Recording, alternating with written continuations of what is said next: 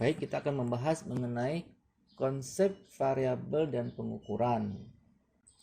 Konsep penelitian. Setiap penelitian kuantitatif selalu dimulai dengan konsep penelitian yang digunakan. Konsep penelitian merupakan kerangka acuan yang digunakan oleh peneliti untuk mendesain instrumen penelitian. Konsep penelitian juga dibangun agar masyarakat akademik dan masyarakat ilmiah dan konsumen penelitian memahami apa yang dimaksud dengan variabel, indikator, parameter, maupun skala pengukuran yang digunakan dalam penelitian yang dilaksanakan. Contoh,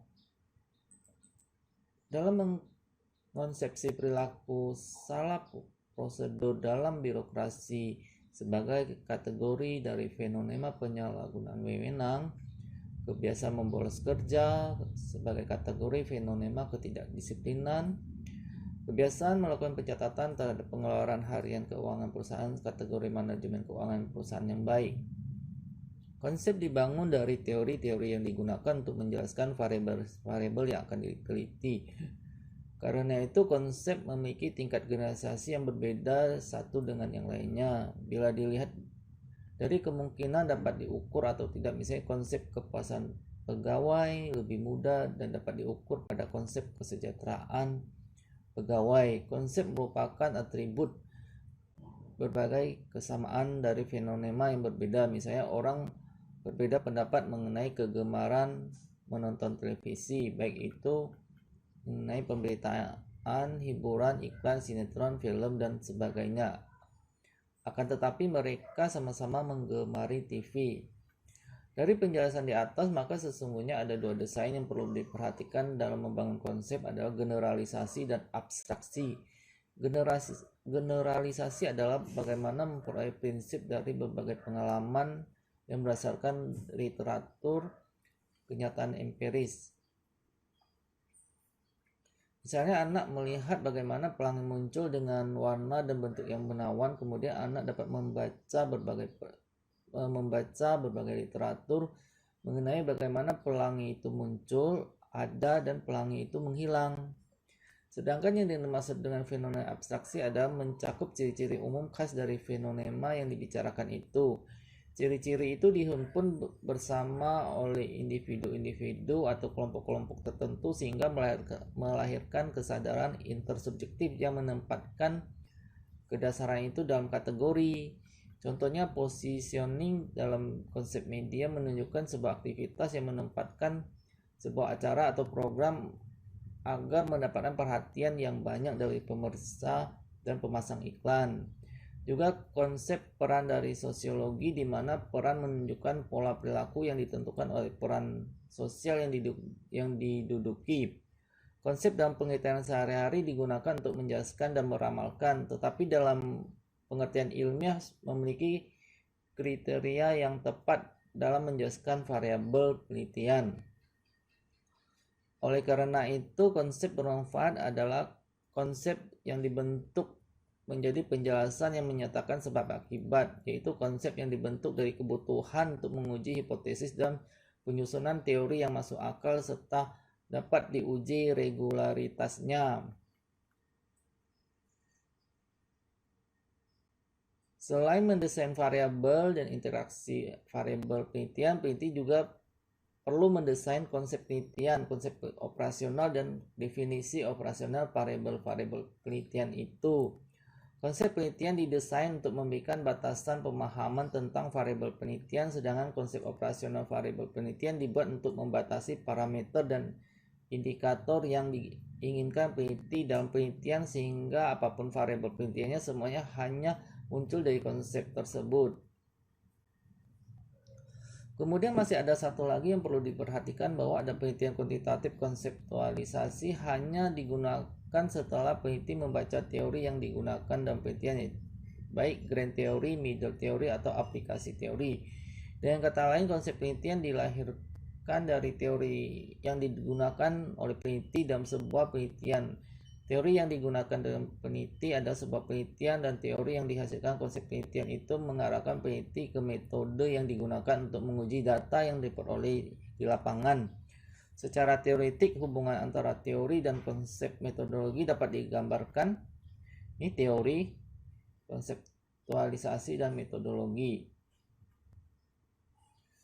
Gambar ini peneliti dapat memahami bahwa langkah pertama yang harus dilakukan adalah mempelajari dahulu grand teori atau teori induk yang sudah relevan dengan penelitian yang sedang dilakukan. Kemudian ia meneruskan mempelajari middle teori yang sudah ada relevan dalam penelitian yang sedang dilakukan.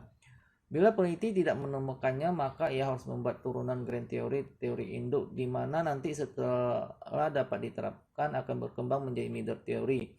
Setelah dapat diterapkan atau dimodifikasi oleh orang lain, proses ini merupakan analogi cara kita membuat rumus turunan dan rumus induk matematika ketika kita akan menyelesaikan suatu soal matematika. Dari proses analogi ini kita akan membuat rumus turunan dari rumus induk yang pertama, sehingga seperti halnya soal matematika, pada akhirnya semua soal itu dapat diselesaikan dan tidak ada soal yang tidak dapat diselesaikan.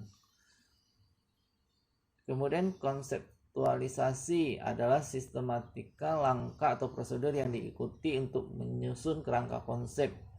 Penelitian yang baik bersandarkan kerangka berpikir yang benar dan ilmiah yang biasa dilakukan dengan pendekatan berpikir ontologi, epistemologi, dan aksiologi. Ontologi adalah berasal dari kata Yunani ontos yang berarti ada keberadaan, dan logos ada studi, jadi ilmu tentang. Jadi ontologi itu adalah logika berpikir untuk mencoba menjelaskan, mendeskripsikan apa yang menjadi atribut dari masalah. Epistemologi adalah menjelaskan bagaimana hubungan masalah dengan variabel yang lain diduga sebagai penyebab timbulnya masalah. Epistemologi ini bisa didapatkan dari pengalaman, tinjauan teori, dan hipotesis yang diajukan orang lain. Sedangkan aksiologi mencoba memanfaatkan temuan epistemologi untuk menjelaskan masalah dan mempelajari masalah, juga meramalkan besarnya masalah.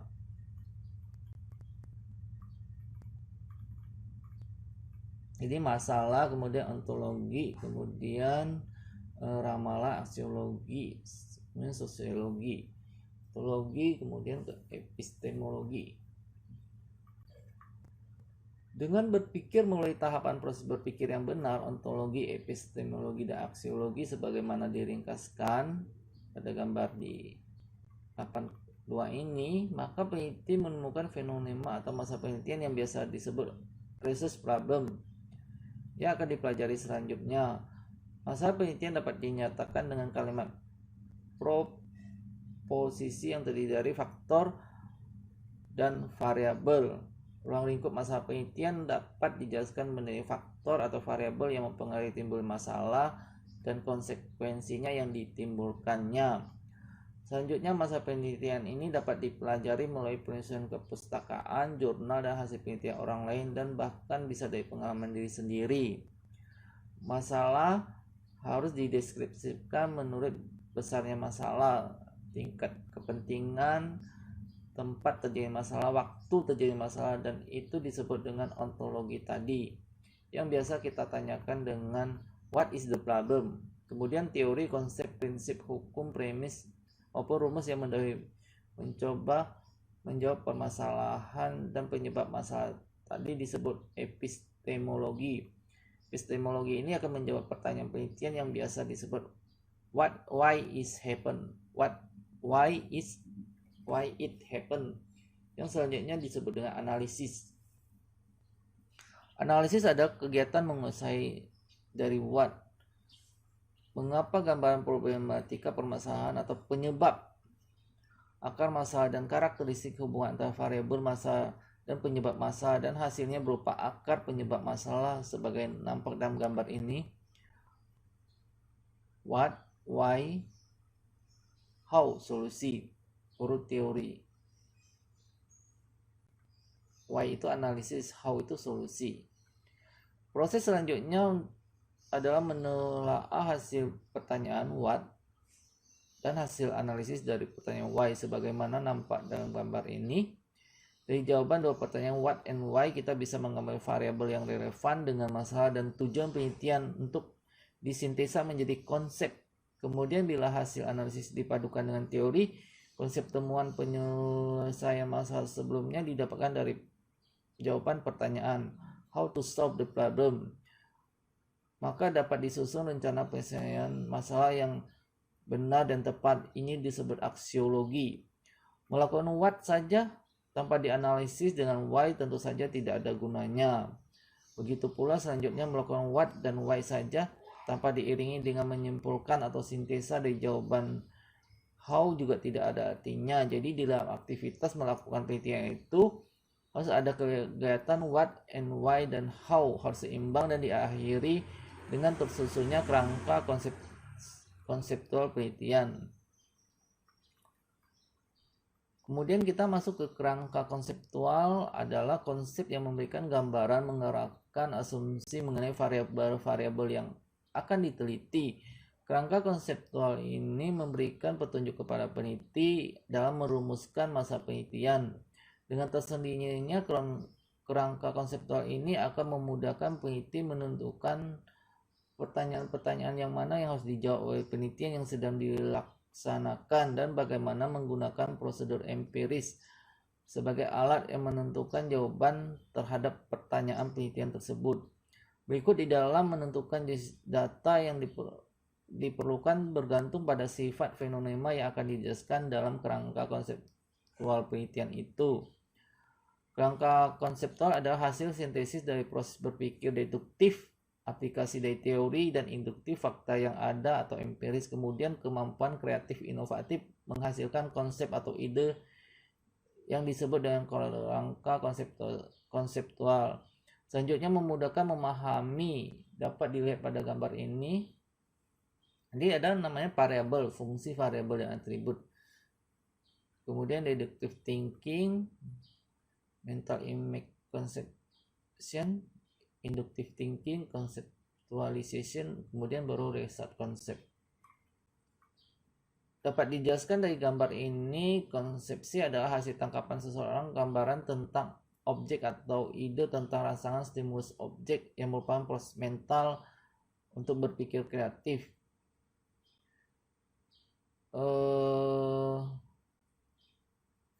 Contohnya ada pertemuan antara sperma dan sel telur, bagaimana sel sperma dan sel telur ini bertemu, konsepsi pada tempat yang bisa membuahkan bayi yang sehat. Maka proses ini merupakan konseptualisasi. Hasil prosesnya adalah menghasilkan bayi yang sehat. Adalah suatu proses mental di mana seorang ilmuwan menyusun konsep didasarkan dari pengalaman berpikir deduktif dan induktif. Konsep adalah hasil akhir dari proses konseptualisasi. Pemilihan kerangka konseptual yang tepat sebagai sebagian besar hasil penelitian ditentukan oleh berpikir deduktif. Kemudian berpikir induktif, merumuskan permasalahan dan menetapkan tujuan penelitian. Berpikir kreatif inovatif. Selanjutnya konsep kerangka konseptual yang telah tersusun dimetaforakan sebagai sebuah meja yang 3 pilar. Berpikir deduktif, berpikir induktif, dan tujuan penelitian. Ini ada pilar kerangka konseptual.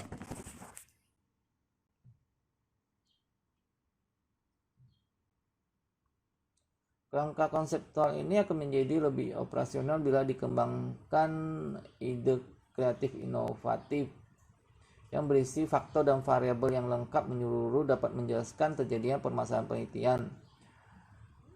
Selanjutnya setelah kerangka konseptual ini dikembangkan, diturunkan menjadi kerangka operasional yang berisi variabel penelitian yang diukur dan dianalisis dengan berbagai pilihan metode pengukuran dan analisis data sesuai dengan metode yang dikembangkan. Kemudian dalam rangka meningkatkan mutu pendidikan,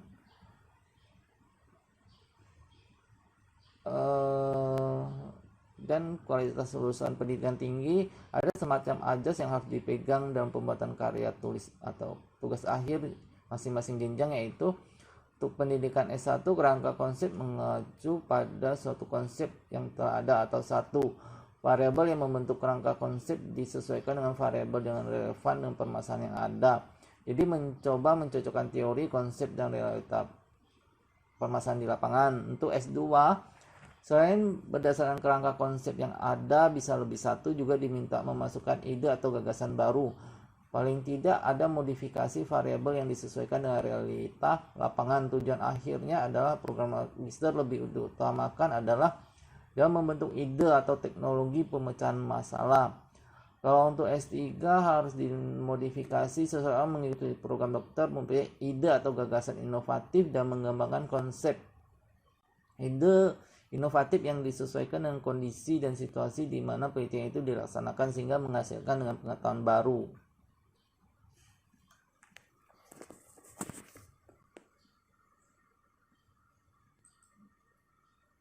Baik, sampai di sini semoga bermanfaat.